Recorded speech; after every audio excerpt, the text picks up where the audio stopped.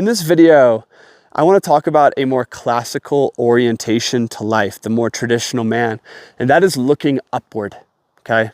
It's not looking down and worrying about all these things we can't control. It's looking upward and looking at the most glorious path we can take.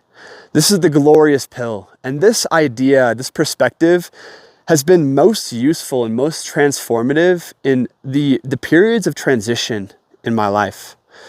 I remember sitting there in my car debating going to Sedona after basically breaking up with my ex-girlfriend. And there was so much fear. There was so much uncertainty, like, am I making the right decision? Do I love her? What does my future hold? Blah, blah, blah. And then like Spirit just touched me on my shoulder and zoomed me out for a second. It was like, brother, what is the epic saga of your life, right? What is the heroic story of Christian Bell? Is it staying here out of fear? Staying here because you're scared of being alone, or you don't want to go into the great mystery of life? And I was like, hell no. Like, I want to look upward. I don't want to just like live out a basic story of me. I want to live out my most glorious story. And the interesting thing is the glorious pill, the glorious perspective, a lot of people say that's egotistical, that's vain. And I would say actually that's traditional.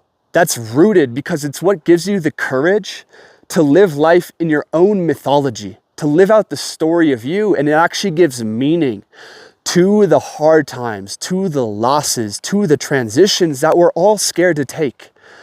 And the nature of life, my friends, something I've realized is that resistance, fear, uncertainty, these things are woven into the fabric of reality.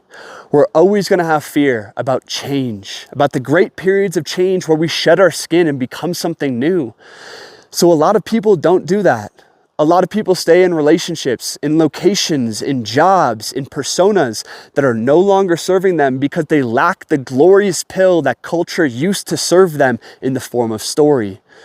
We used to have a guiding mythos, whether that was the mythos of Heracles or the Iliad of ancient Greece, whether that was the mythos of Thor and Odin of, North Europe, whether that was the mythos of Christ, like, living as a testament of devotion and faith.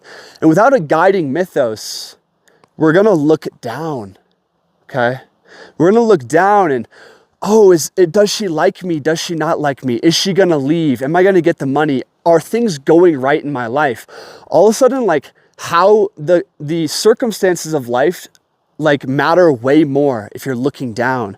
And then you're always reacting to fate and fortune. The classical man took pride in his contest with fate and fortune. He took pride in his contest with tragedy. Think about that, the difference in that perspective. To be Seneca and looking at your exile as a glorious opportunity rather than this miserable thing that's happening to you. And I think in order to live into our most flourishing existence, it is about getting down into the essence of who you are, right?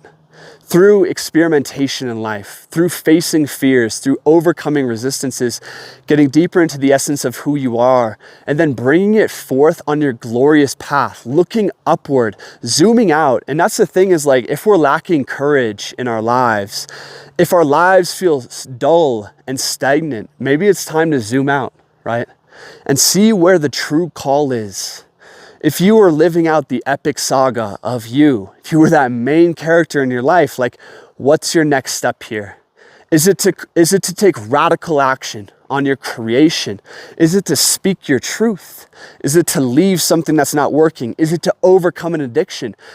How can we live into greater glory in our own lives? And this is not egotistical or vain. This is actually how you step into wisdom, how you step into power, how you step into greater love and flourishing. Is about following the courageous and heroic path within you. And that's the interesting thing. When I say that we have lost our metaphysical roots, we have lost a guiding principle that is greater than ourselves, a guiding mythos or story that gives meaning to the great changes and the great challenges that each of us are going to face.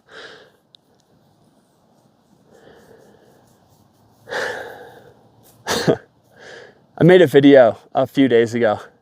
It was dating sucked in past tense.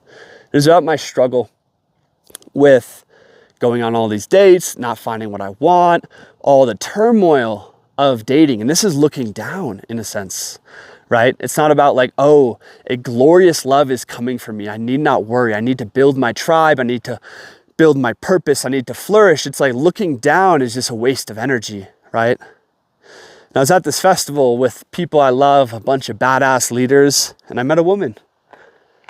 And like, this relationship so far is, glorious. And it's really interesting is like getting into a relationship.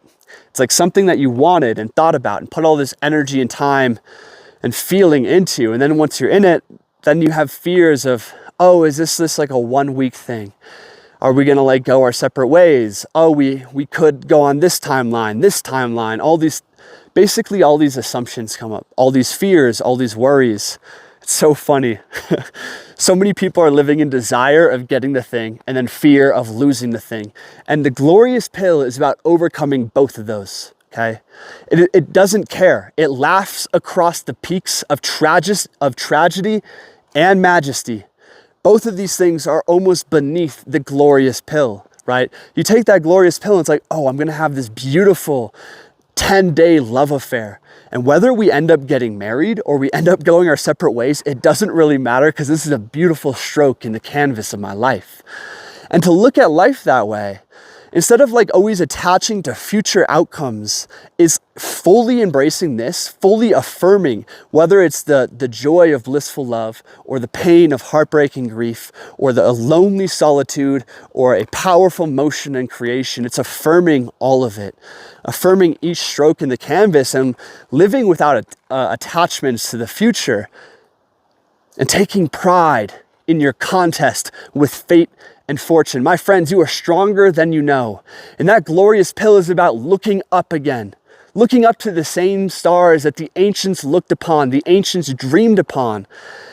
We gotta get out of the mire and the muck that is keeping us all reactive to the circumstances of modernity and live into that flourishing life, because only by living into your flourishing life can we live into our flourishing life.